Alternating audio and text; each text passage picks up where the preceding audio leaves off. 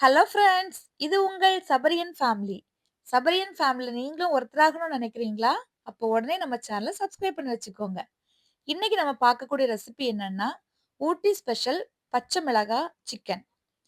இந்த சிக்கன் பார்த்தீங்கன்னா, அவ்ளோ அட்டகாசமான டேஸ்ட்டா இருக்கும். டிஃபரெண்ட்டா இருக்கும். எப்பவுமே நம்ம சாதாரணமா வந்து எல்லா மசாலாவும் போட்டு செய்றத காட்டியும், இந்த மாரி கொஞ்சம் டிஃபரெண்ட்டா செய்யும்போது, எல்லா பொருட்களும் கம்மியான பொருட்கள் சேர்த்து செய்வோம். பட் டேஸ்ட் வந்து ரொம்ப நல்லா இருக்கும். இந்த டிஷ்ல வந்து ஹீரோவே பார்த்தீங்கன்னா, பச்சை மிளகா தான். நான் இன்னைக்கு பச்சை 3/4 கிலோ சிக்கன் செய்ய போறேன். அதுக்கு இவ்ளோ பச்சை மிளகா எடுத்திருக்கேன். இது வந்து கொஞ்சம் காரமாவே இருக்கும் அந்த பச்சை மிளகா. அதனால நான் இந்த அளவுக்கு எடுத்திருக்கேன். அது காம்பு எல்லாத்தையுமே கிள்ளி எடுத்துக்கிட்டேன். நீங்க வந்து காரத்துக்கு அட்ஜஸ்ட் பண்ணி மிளகா எடுத்துக்கோங்க. ஆனா, இதுல நம்ம வேற தனியா தனியா பொடியோ, மிளகா பொடி எதுவுமே ஆட் பண்ண போறது கிடையாது. ஜஸ்ட் பச்சை மிளகா மட்டும் தான் காரத்துக்கு. ஒருவேள நீங்க ஃபர்ஸ்ட்டு சேர்க்கக்கூடிய பச்சை மிளகா காரம் கம்மியா இருந்து ஃபீல் பண்ணீங்கன்னா, அதுக்கு அப்புறமா மிளகா வந்து கீறி சேர்த்துக்கலாம். இப்ப இத மிக்ஸி ஜார்ல சேர்த்தாச்சு. எவ்வளோ பச்சை மிளகா எடுத்திருக்கோமோ, அதே அளவுக்கு பூண்டு எடுத்துக்கோங்க. பூண்டும் சேர்த்துட்டு இத கொரன்னு அரைச்சு எடுத்துக்கோங்க.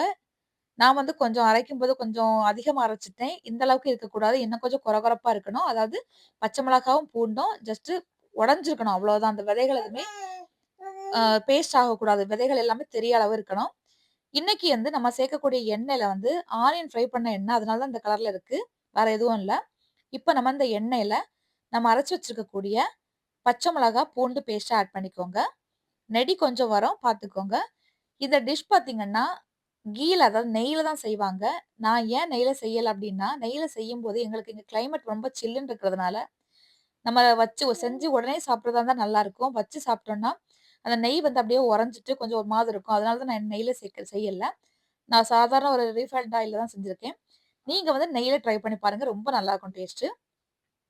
ஒரு 5 மினிட்ஸ் வந்து எண்ணெயில வதக்குனதுக்கு அப்புறமா, நம்ம கிளீன் பண்ணி வச்சுருக்க சிக்கன வந்து நான் ஆட் பண்ணிக்கிறேன். நான் 3/4 கிலோ அளவுக்கு சிக்கன வாங்கிட்டு வந்ததுக்கு அப்புறமா, நான் இன்னும் கொஞ்சம் சின்ன சின்னதா கட் பண்ணிக்கிட்டேன். சின்ன சின்ன பீஸஸா இருக்கும்போது ரொம்ப நல்லாருக்கும். இந்த சிக்கன வந்து மொத்தமா எல்லா பச்சை மிளகா, பூண்டு கூட சேர்ற மாதிரி நல்லா பெரட்டி விட்டாச்சு.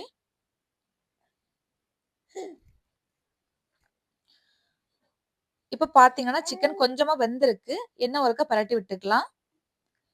பெரட்டி விட்டுட்டு, இதுக்கு தேவையான மஞ்சள் தூள் மட்டும் ஆட் பண்ணிக்கலாம். வேற எந்த மசாலாவும் நம்ம ஆட் பண்ண போறது கிடையாது. இப்போ தேவையான அளவுக்கு உப்பையும் ஆட் பண்ணிக்கோங்க. சிக்கனுக்கு தேவையான அளவுக்கு உப்பு.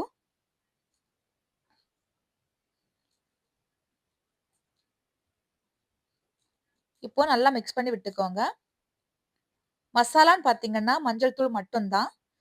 ம மிளகாத்தூளோ, இல்ல ஸ்பைசஸோ, கரம் மசாலா, தனியாத்தூள் எதுவுமே நம்ம ஆட் பண்ண போறது கிடையாது. இவ்ளோ தான் மசாலா. இது எல்லாத்தையுமே நம்ம மிக்ஸ் பண்ணி விட்டாச்சு. நமக்கு இனி சிக்கன் வேக வைக்கணும்.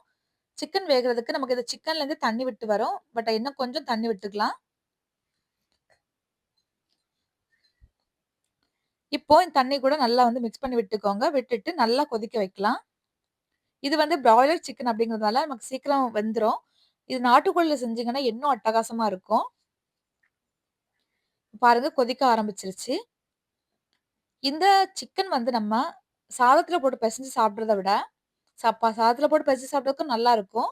பட் வெரைட்டி ரைஸ் செய்வேன் தெரியுமா? வெரைட்டி ரைஸ்க்கு தொட்டுக்கிறதுக்கு சைட் டிஷ்ஷா ரொம்ப நல்லாருக்கும். இப்ப இதுல பாதி லெமன் ஜூஸ் ஆட் பண்ணிக்கலாம்.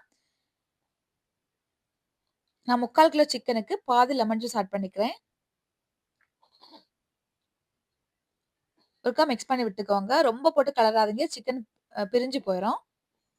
அடுத்து ஒரு 1/2 டேபிள் ஸ்பூன் அளவுக்கு சோயா சாஸ் ஆட் பண்ணிக்கிறேன். இதையும் நல்லா மிக்ஸ் பண்ணி விட்டுக்கோங்க. இந்த டிஷ் வந்து நம்ம சொன்னேன்ல ஃபர்ஸ்ட்டே சொன்ன மாரி தான் நெய்ல செஞ்சீங்கன்னா இன்னும் சூப்பரா இருக்கும். வெரைட்டி ரைஸ்க்கும் நல்லாருக்கும். சப்பாத்தி, இட்லி, தோசைக்கு இன்னும் சூப்பரா இருக்கும். இப்ப பார்த்தீங்கன்னா, நம்ம எல்லாமே ரெடி ஆயிடுச்சு. கடைசியா நம்ம இறக்க போற டைம்ல ஒரு 1/2 டீஸ்பூன் அளவுக்கு நான் சோள மாவு எடுத்து தண்ணீல கரைச்சு எடுத்துக்கிறேன். இது வந்து ஒரு கிரீமியான கன்சிஸ்டன்சிக்காக அத இப்ப நான் சேர்த்துக்கிறேன். ரொம்ப கட்டியா சேர்த்துறாதீங்க. ரொம்ப உடனே திக்காயிரும். சேர்த்துட்டு நல்லா வந்து மிக்ஸ் பண்ணி விடுங்க. பார்த்தீங்கன்னா, உங்களுக்கு தெரியும் ஒரு கிரீமியான டெக்ஸ்சர் கிடைச்சிருக்கு. இந்த காரம் நீங்க வந்து நம்ம இவ்ளோ மிளகாத்தூள் சேர்த்தோமே, காரம் எப்படி இருக்குமோ அப்படின்னு நீங்க நினைக்காதீங்க. நமக்கு இந்த காரம் வந்து மைல்டா தான் இருக்கும் சாப்பிடுறதுக்கு. அதான் கரெக்ட்டா நம்ம சாப்பிடுற அளவுக்கு தான் காரம் இருக்கும். சிக்கன் பீசஸ் எல்லாமே வந்து பார்த்தீங்கன்னா, அழகா ஒத்த ஒத்தையா அப்படி ரொம்ப நல்லா வெந்திருக்கு. கரெக்ட்டான கன்சிஸ்டன்சில நம்ம கரெக்ட்டான டெக்ஸ்சர்ல இருக்கு. இப்படியே நீங்க எடுத்து வச்சு இட்லிக்கு சாப்பிட்டீங்கன்னா அட்டகாசமா இருக்கும். சுட சுட சாப்பிடும்போது மழை காலம் இந்த மாரி மழை பெஞ்சுட்டு இருக்கும்போது, குளிரா இருக்கும்போது, இந்த மாரி செஞ்சு சாப்பிட்டீங்கன்னா அவ்ளோ அழகா இருக்கும். கண்டிப்பா ட்ரை பண்ணி பாருங்க. இவ்வளோதான். இந்த ரெசிபி வந்து சூப்பரா ரெடி ஆயிடுச்சு. இந்த மாரி சுட சுட இட்லியோட ஆவி பறக்க இட்லியோடயோ, தோசையோடயோ, சப்பாத்தியோட சாப்பிட்டீங்கன்னா அட்டகாசமா இருக்கும். புடிச்சிருந்தா லைக் பண்ணுங்க, ஷேர் பண்ணுங்க, கமெண்ட் பண்ணுங்க. மறக்காம நம்ம சேனல சப்ஸ்கிரைப் பண்ணி வச்சுக்கோங்க.